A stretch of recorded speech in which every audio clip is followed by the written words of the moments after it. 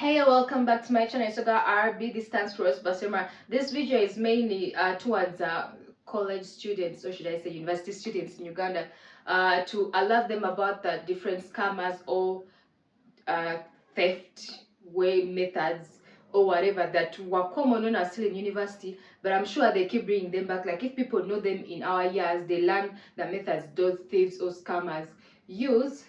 They first stop and switch to a different thing, then years pass, like 3 to 4 years, and then they bring back the same method they used before, because most of the people that were around during that time have graduated and there's new fish, so they want to trick those ones as well. So I called it a story time as well. It's a story time, but it's also informative information. It did not happen to me, thankfully, but there were a group of my friends that we came together from high school, secondary school to university together, and this happened to my close friends. So I should say, like, I have the front seat to what happened, and I got the story from the source.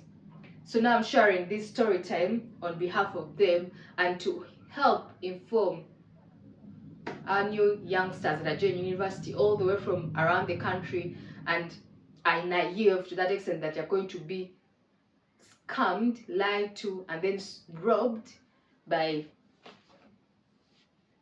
what should I call the people that do that? Thieves? Probably.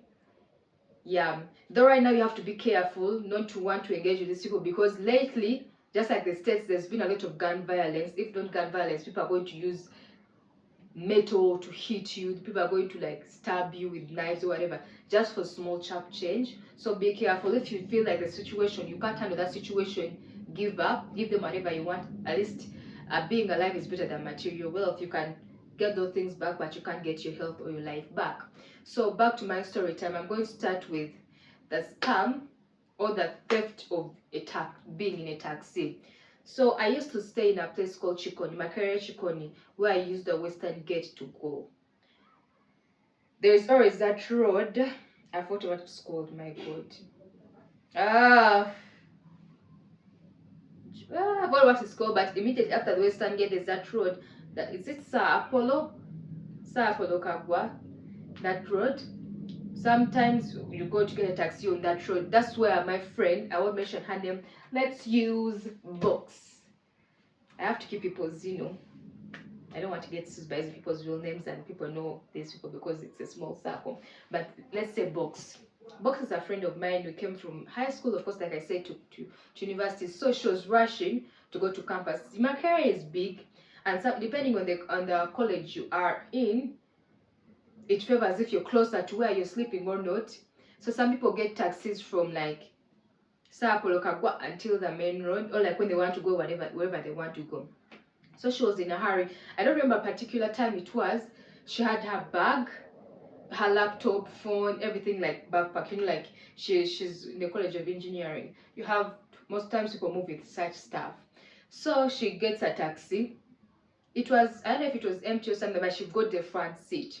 They opened for you that seat. There was no one else in the seat, but it's like natural instinct. When you sit in the front seat, you place your bag next, because there's that small seat in between the taxi. So the driver sits here, then there's that small seat where another person could sit, and then there's the one closest to the door. So when there's no one there, naturally, it's like it just happens like instincts. When you sit, you just remove like your bag from your back and then place it in that chair until maybe someone else comes and wants to occupy the front seat for you to move. So she had just like entered and she was sitting. So as she locked the door, now that I realized it, is they always place something between the door and where it's supposed to lock. So when you lock the door, it doesn't lock well. So the conductor tells you, hey, help me out with this door, hold it tight, hold like this, pull like this. They start instructing you how to do things. So when you're absent-minded trying to figure out how to lock this door and help out the conductor, the driver, so there are people inside, but she thinks that people were part of the whole plan, because if I'm sitting in the back and I'm seeing the taxi driver opening a passenger's bag, I'll be like, yo, they're opening your bag or something, but no one said anything. And there were people in the car. So I believe they are part of them. Because what they do as you're trying to lock the door, he starts removing the laptop. sends to the back, because he has nowhere to put it there, you'll see, sends to those people in the back to hide.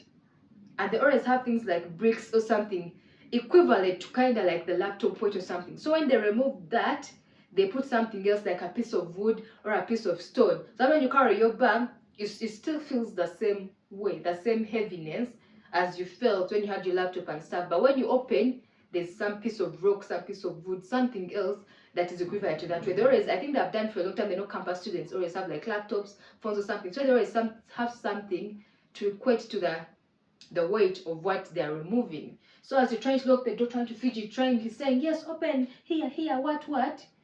They remove the things they want, then he locks your bag. So after some time, the conductor will be like, the door is spoiled. We can't go anywhere with the door spoiled. The police will catch us and stuff like that. So they tell you, we are sorry, you get another taxi. Then they drive us. So by the time you notice, because most times you're not going to check your bag immediately. You have maybe your phone or like some money like with you in your pockets, and chump change and what. You don't notice that, oh, let me check my bag right now. You don't do that. So the chances is either you go straight where you were going, or maybe you go back home or something like that. You notice from there that what's in the bag is not actually what you left it, and it's too late to do anything about that. So when you hear anything that catch, hold the door, hold for me the door, help me pull the door, what. If you're not holding your bag tightly, if they say the door is disturbing, you'll be like, it's not my job. Conductor, close the door, me, I'm going to sit. If not, get out of that taxi. If you hear anything like that, just get out of that taxi. There are plenty taxis that want passengers. You will not fail to get a taxi on that road. It's busy as hell. And if the university is open and running, it's busy. They say the door is not working, help me hold, you just get out. You're paying the people, you're not going, don't hold for them that door. Anyway, we've been reading about that. So of course, being nice, she was helpful, but she was robbed of her laptop. That happened. So story 2 is for another close friend of mine. Let's say chair. This chair, we're no longer that close anymore, but it's not like we broke up on bad times. It's like you graduate, you go different places, separate, you don't talk as much. But this happened, it was I don't know if I should call it the Diamond Saga robbery or something like that. But this, if you're someone who wants easy things quickly, this being targeted for you, you can easily be robbed. I got approached by these guys twice. Most time when I'm walking, I walk like a soldier. I walk with earphones, music on or not, just because I don't want to be bothered. And this guy stops me and is like, oh, he greets me very nicely. I'm like, okay. The funny thing is, okay, let's fast continue. He greets me very well. I answer him, then he's like, he has come all the way from Rukonjiri. For those who know where Rukonjiri is, it's like in southwest Uganda, southern type Uganda, like where the Wachigas are and stuff like that. And it's like he came here because what they were mining diamonds, those things, and the priest something. There are stories that don't make sense, but he has, I don't remember the stories very well, line per line, but I want you to get the idea. It's already just about someone being in a certain hospital. Of course, there are now a lot of people who have come to campus, don't know Kampala well, because people come from all over Uganda.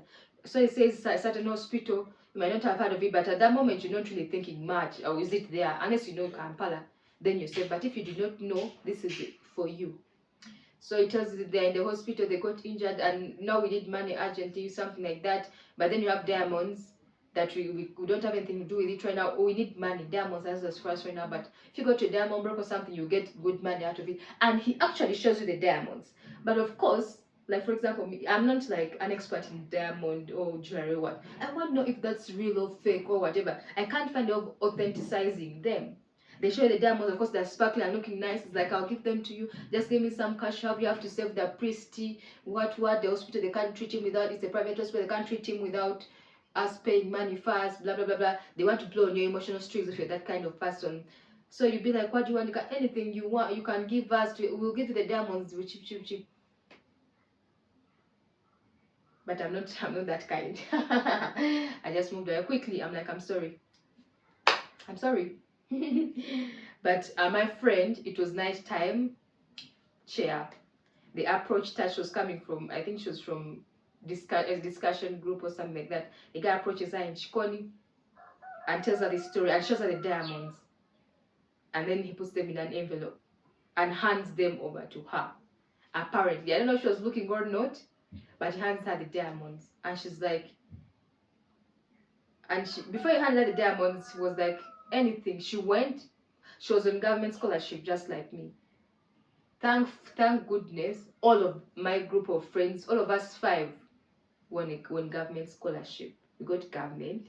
So there's that money the government gives you every semester. She went, withdrew all the money she had on her account, most of it I would say. She gave it to him. She gave him 2 phones. Funny how, apart from me, all of the other girls, my friends, were at her hostel room with their boyfriends and other friends. There were like 8 people in that room. She came and she got her laptop. She gave the guy her laptop, her 2 phones. She withdrew from the ATM. She came back and told our other friend's boyfriend to lend her his laptop because she had to go and study somewhere. People had not caught on what was happening because they didn't notice that she had taken her laptop earlier on, because she was from discussing, so she had a laptop and her phones, everything. She had given them to the guy. So the guy was like, still, these things are not yet worth at least 2 million, like at least a medical bill for what the urgency we need. So she's like, okay. That our friend's boyfriend, our friend actually passed away the late, rest in peace. Her boyfriend then had a Mac, an Apple laptop, and it had just been sent to him from the UK by his auntie. So it was still new, it was still expensive. She comes, she wants to borrow it. Him being scared, it's like it's nighttime. Shikoni thieves are there. He's like, maybe let me push you to where you're going until you reach the location, because I feel like carrying this laptop is dangerous. She's like, nah, don't worry.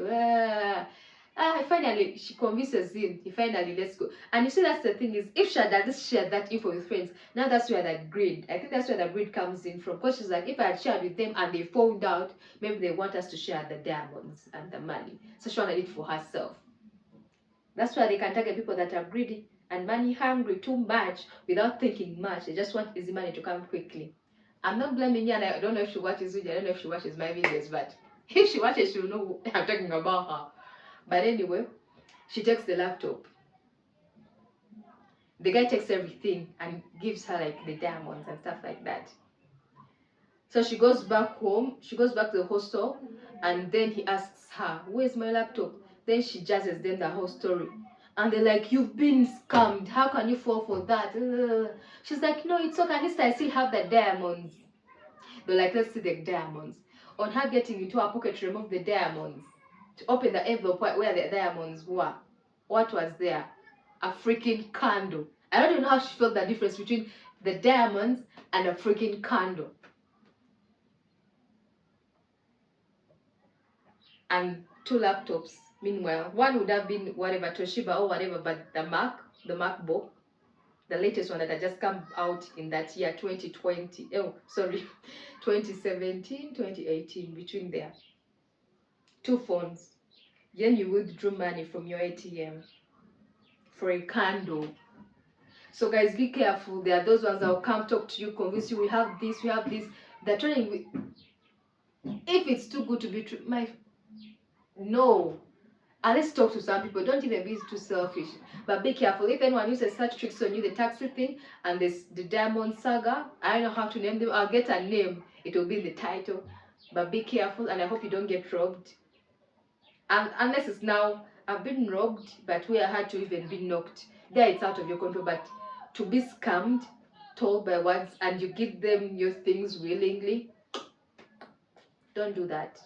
Don't do that. Unless you're on gunpoint, I tell you, give me your purse. Then there it's understandable, Anyway, that's it for today. Thank you very much for watching. I'm your girl, Basemera. Don't forget to like, comment, share, and subscribe. Bye.